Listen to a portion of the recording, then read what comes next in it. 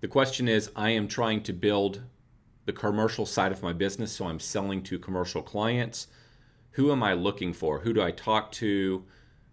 Who do I talk to get a bid or have the opportunity to bid the work? So let's talk through this, but I'm going to give you a couple names first, and then I'll clarify some stuff. So you're looking for a property manager at a property management company. If it's a small property management company, as in it's an owner with a couple assistants, then you might be dealing directly with the owner of the property management company. But in many cases, you're dealing with a property manager at a property management company. You might be dealing with a purchasing manager. So let's say that you have a big operation that you're trying to sell to. So I'm going to make up a name, Home Depot. And I've never worked with Home Depot, so I don't know how Home Depot works. But let's say Home Depot. Home Depot might have a purchasing manager over the Home Depot stores. Now, generally, he might have final say or he might sign off, but he's not necessarily the guy that you talk to negotiate every deal. And so what you might end up doing is you might talk to the manager of the Home Depot. And again, please keep in mind, my example here, I've never dealt with Home Depot. I haven't the faintest idea how Home Depot works, but I've dealt with this a lot in both the landscape industry and the commercial cleaning industry. So I do have a lot of experience in this area. And so I'm just using Home Depot to put a name to this. So Home Depot might be structured where, again, might being a very key word, Home Depot could be structured where Home Depot has stores in all of these different markets. And within a market, you would have possibly a store manager, I don't know what they call them in Home Depot, that runs that store. He's responsible for the P&L of the store. He's responsible for the store. He may or may not have decision-making authority on who his vendors are. I have seen within big corporations that this varies. Some big corporations basically will hire a couple vendors and they will push those vendors down to the store managers. And other corporations will let the store manager make all of their buying decisions, choose all of their vendors because they're ultimately responsible for their P&L at their store. So it can vary. But a typical hierarchy tends to be, so we're no longer talking about a property management scenario. In this example, we are assuming that Home Depot operates with a store manager. Above that store manager, in many cases, will be a district manager. This will be someone that controls X number of Home Depots, and the store managers report to this individual.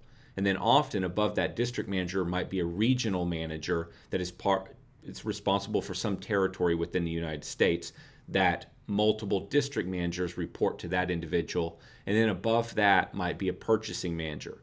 Everybody's different, but this is a kind of a way to think about it. I've seen this scenario many, many times.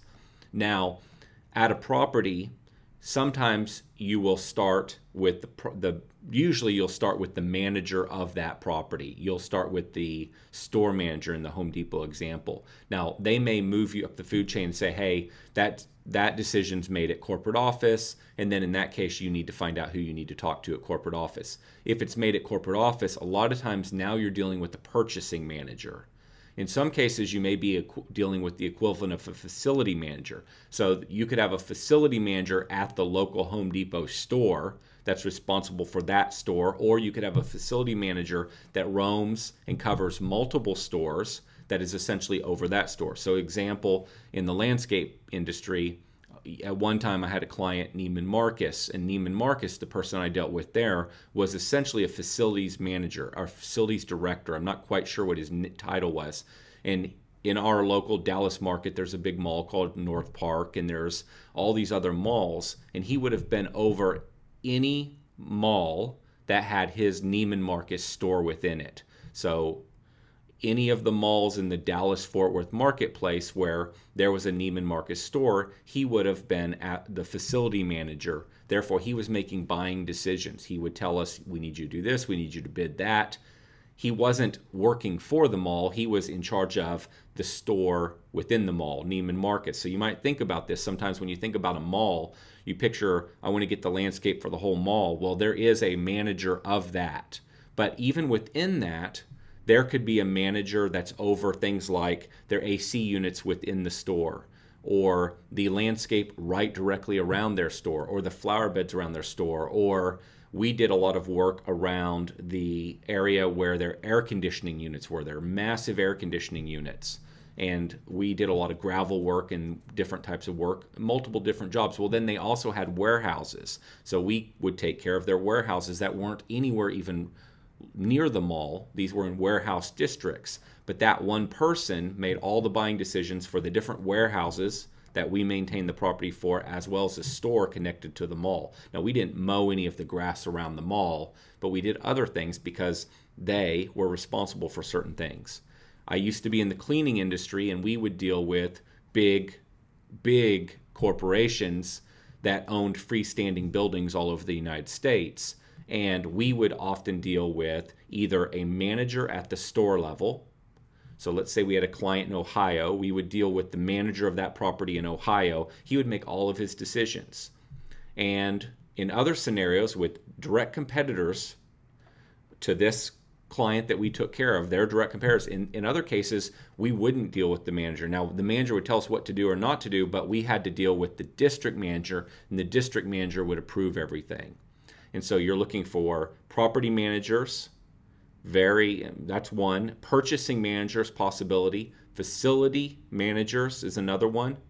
And then it could be the store manager or a district manager or a regional manager. There's other scenarios, but these are the ones that I see most often.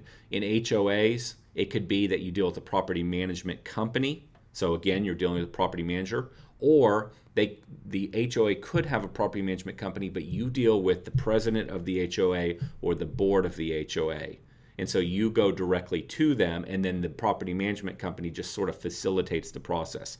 So in HOA work, I've seen both, where I deal or have dealt directly with the property management company, and the HOA basically just says, yeah, we agree, we want to do that, but property management did all the legwork. Then I've also had the scenario where we do all the work directly with the president of the HOA and the HOA. This is the more predominant one, but understand I'm not a big HOA person. So in my experience, most of my scenarios have been dealing with the HOA president and any board members associated, typically with the president, and then one or two choice people that took a big involvement in that part of the HOA, meaning the outdoor services, the perimeter of the property and such.